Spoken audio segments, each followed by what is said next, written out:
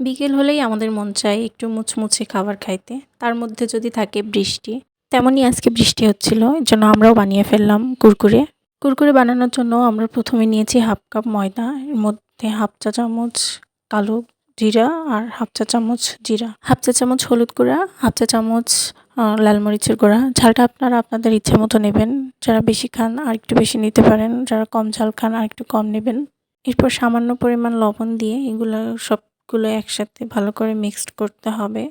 কুরকুরিটা বানানোর জন্য আলাদা করে কোনো মসলা নেওয়া লাগে না। ঘরে থাকা মসলা দিয়েই সুন্দরভাবে বানানো যায়। আমরা একটি কড়াইয়ে সামান্য পরিমাণ পানি দিয়ে ওতে 2 চামচের মতো তেল দিয়ে আর পানিটাকে একটু ফোটাতে হবে। ফোটানোর পরে এটা একটু ঠান্ডা হইলে আস্তে, আস্তে অল্প, অল্প করে ময়দার সাথে মিক্সড করতে হবে। ভালোভাবে মিক্সড করার পর এটা কিছুক্ষণের জন্য রেস্টে রাখতে হবে। আমি আধা ঘন্টা রেখেছিলাম। আপনারা চাইলে তার থেকে কমও রাখতে পারেন, আবার বেশিও রাখতে পারেন। আধা ঘন্টা হয়ে গেলে এটা ছোট, ছোট টুকরো, টুকরো করে রাখতে হবে। এরপরে একটা, একটা করে বেলে নিতে হবে। আমি যেভাবে বেলতেছি এভাবে বেলে নিবেন সবগুলা কুরকুরে বানানো হয়ে গেলে কড়াইতে তেল দিয়ে তেলটাকে ভালোভাবে গরম করা হয়ে গেলে চুলার আঁচ লোতে রেখে কুরকুরেগুলোকে দিয়ে দিবেন।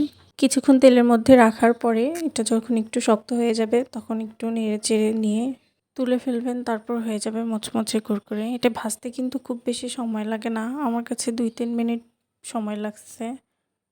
আর এটা খাইতে মজা লাগে। আপনারা চাইলে এমনিতেও খাইতে পারেন। আবার সস দিয়েও খাইতে পারেন। চাইলে এটা বক্সে করে রেখেও দিতে পারেন। ওকে, আজকের ভিডিও